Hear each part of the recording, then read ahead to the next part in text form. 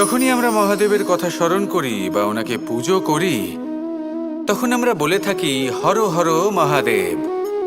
কিন্তু এই গৌরব আরেকজন দেবীও লাভ করেছেন, দেবী গঙ্গা। যখন আমরা গঙ্গা নদীতে প্রবেশ করি, সেই জলকে হাতে নিয়ে আমরা বলি হর হর গঙ্গা। ভেবে দেখুন, ভারতে এবং এই সংসারে এত সংখ্যক নদী রয়েছে, কিন্তু এই গৌরব, এই সম্মান, এই মহানুভবতা শুধুমাত্র দেবী গঙ্গাই লাভ করেছেন। এমন কেন? কারণ দেবী গঙ্গা যে স্থান থেকে প্রবাহিত হতে শুরু করেন, সেই স্থান থেকেই এই সংসারের সিঞ্চন শুরু হয়ে থাকে। নিজের সঞ্জীবনী শক্তি দ্বারা উনি এই সংসারের মঙ্গল করেন। মানুষের অন্তরের সেই পাপ, নেতিবাচক বোধ, সেই মালিন্য উনি নিজের অন্তরে সমাহিত করেন, সেই মানুষের শুদ্ধিকরণ করেন, আর তার বদলে কিছুই চান না। ঠিক সেভাবেই আমাদের জীবনে এমন কিছু মানুষ আছেন, যদি আমরা তাদের সাহায্য করতে পারি, বিপদ থেকে বেরিয়ে আসার জন্য তাদের প্রেরণা যোগাতে পারি, ওনাদের শক্তি প্রদান করতে পারি, ওনাদের দুঃখ ও যন্ত্রণা আমরা হরণ করতে পারি, আর তার বদলে কিছুই না চাই, তাহলে আমরাও মহান হওয়ার পথে অগ্রসর হয়ে যেতে পারি। হয়তো সেই দিন সকলে আমাদের জয় জয়কার নাও করতে পারেন, কিন্তু সেই দিন আমরা হর হর মহাদেব, হর হর গঙ্গা এই দুই কথার সার অবশ্যই বুঝতে পারব। আসুন আর আমার সাথে ভালোবেসে বলুন রাধা। রাজা দশরথ ছিলেন রঘুকুলের অত্যন্ত শ্রেষ্ঠ রাজা, কিন্তু একটা সমস্যা ছিল। অনেক অনেক চেষ্টা সত্ত্বেও, পুজো অর্চনা করা সত্ত্বেও ওনার কিছুতেই সন্তান লাভ হচ্ছিল না।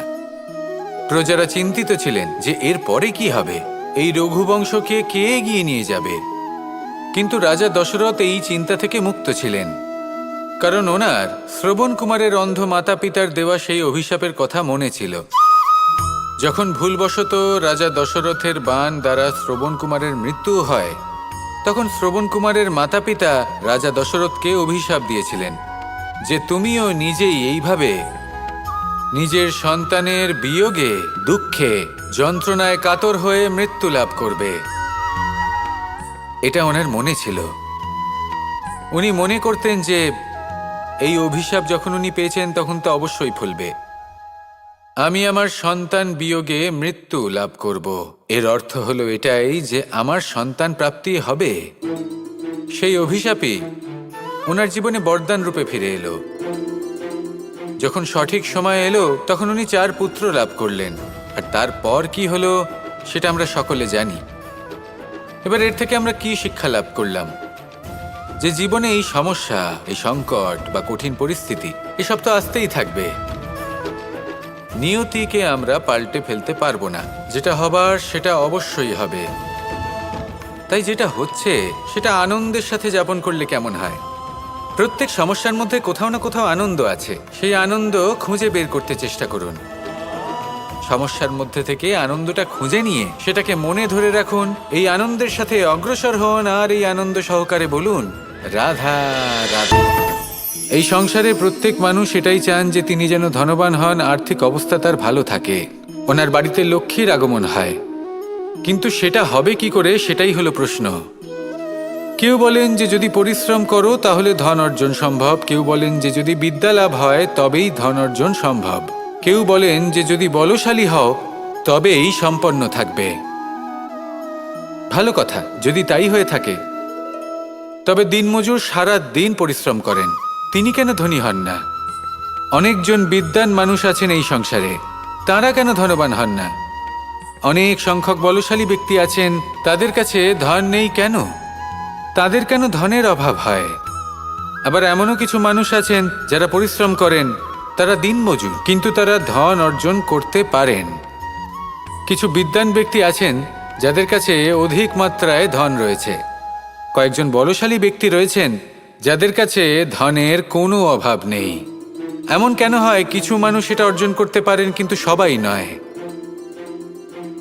এমন কেন হয়? কারণ লক্ষ্মীকে নিজের গৃহে আমন্ত্রণ করার জন্য সবথেকে বেশি গুরুত্বপূর্ণ বিষয় হলো আপনার কর্ম। সৎকর্ম করতে থাকুন, পুণ্য করুন, তবেই গৃহে লক্ষ্মীর আগমন হবে। লক্ষ্মীর অনেক নামের মধ্যে একটি নাম হলো পুণ্য। তাহলে আগে এই পুণ্য অর্জন করুন, তবেই আপনি ধন অর্জন করতে পারবেন, তবেই লক্ষ্মী আপনার গৃহে আগমন করবে। আসুন আমার সাথে ভালোবেসে বলুন রাধা। আপনি কখনো কোনো বাহনকে দেখে থাকবেন, তার অনেকগুলো ভাগ রয়েছে, ভিন্ন ভিন্ন ভাগ, যেটা একসাথে কর্ম সম্পাদন করে। তা সে চাকা হোক বা যন্ত্র হোক, বা সেই বাহন নিয়ন্ত্রণকারী ব্যক্তি আদি ইত্যাদি। সবাই নিজের ক্ষমতা অনুসারে, নিজের স্বভাব অনুসারে নিজের কর্ম করেন। কিন্তু যখন কথা ওঠে বাহনের অগ্রসর হওয়ার, পথ চলার, তখন তার মূল অর্থ যেটা আমরা বুঝি সেটা হলো চাকা। এবার এমন ঠিক কেন হয়? কারণ চাকার স্বভাব হলো চলতে থাকা, সেই জন্য সে চলতে থাকে, তাই বাহনও চলতে থাকে। এবার সেটাই মানুষকে বুঝতে হবে নিজেদের সম্পর্কের বিষয়ে। অনেক সময় মানুষ ব্যথিত হয়ে পড়েন, ভাবেন আমাদের এই জীবনে সম্পর্কগুলো আমাদের ইচ্ছে অনুসারে চলে না। এবার এমনটা মানুষের কেন মনে হয়? এই কারণে মনে হয় কারণ সে সম্পর্কগুলো বুঝতেই পারে না। সম্পর্কগুলোর সাথে কিভাবে চলতে হবে, কিভাবে চলা উচিত, সেটাই সে বুঝে উঠতে পারে না।